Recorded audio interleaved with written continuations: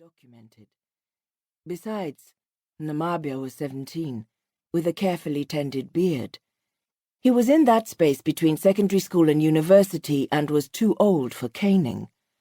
What else could my father have done? After Namabia wrote the report, my father filed it in the steel drawer in his study where he kept our school papers. That he could hurt his mother like this, was the last thing my father said, in a mutter. But Namabia really hadn't set out to hurt her. He did it because my mother's jewelry was the only thing of any value in the house, a lifetime's collection of solid gold pieces. He did it, too, because other sons of professors were doing it. This was the season of thefts on our serene Nsukka campus. Boys who had grown up watching Sesame Street, reading Enid Blyton, eating cornflakes for breakfast, attending the university staff primary school in smartly polished brown sandals, were now cutting through the mosquito netting of their neighbours' windows, sliding out glass louvers, and climbing in to steal TVs and VCRs. We knew the thieves. Nsukka campus was such a small place, the houses sitting side by side on tree-lined streets, separated only by low hedges, that we could not but know who was stealing. Still, when their professor parents saw one another at the staff club, or at church, or at a faculty meeting, they continued to moan about riff-raff from town coming onto their sacred campus to steal. The thieving boys were the popular ones. They drove their parents' cars in the evening, their seats pushed back and their arms stretched out to reach the steering wheel. Osita, the neighbour who had stolen our TV only weeks before the Namabia incident, was lithe and handsome, in a brooding sort of way, and walked with the grace of a cat.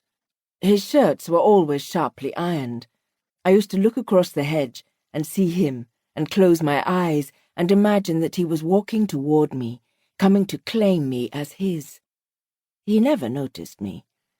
When he stole from us, my parents did not go over to Professor Ebube's house to ask him to ask his son to bring back our things. They said publicly that it was riff-raff from town. But they knew it was Osita. Osita was 2 years older than Namabia. Most of the thieving boys were a little older than Namabia, and perhaps that was why Namabia did not steal from another person's house. Perhaps he did not feel old enough, qualified enough, for anything bigger than my mother's jewelry. Namabia looked just like my mother, with that honey-fair complexion, large eyes, and a generous mouth that curved perfectly. When my mother took us to the market, traders would call out, "Hey, madam, why did you waste your fair skin on a boy and leave the girl so dark? What is a boy doing with all this beauty?" And my mother would chuckle, as though she took a mischievous and joyful responsibility for Namabia's good looks. When at 11, Namabia broke the window of his classroom with a stone, my mother gave him the money to replace it, and did not tell my father. When he lost some library books in Class 2, she told his form mistress that our houseboy had stolen them. When in Class 3 he left early every day to attend catechism, and it turned out he never once went and so could not receive Holy Communion, she told the other parents that he had malaria on the examination day. When he took the key of my father's car and pressed it into a piece of soap that my father found before Namabia could take it to a locksmith, she made vague sounds about how he was just experimenting, and it didn't mean a thing. When he stole the exam questions from the study and sold them to my father's students, she shouted at him, but then told my father that Namabia was 16 after all, and really should be given more pocket money. I don't know whether Namabia felt remorse for stealing her jewelry. I could not always tell from my brother's gracious, smiling face what it was he really felt, and we did not talk about it.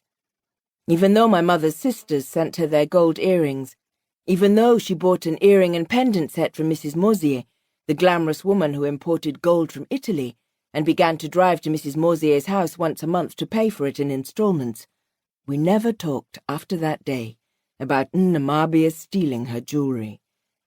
It was as if pretending that Namabia had not done the things he had done would give him the opportunity to start afresh.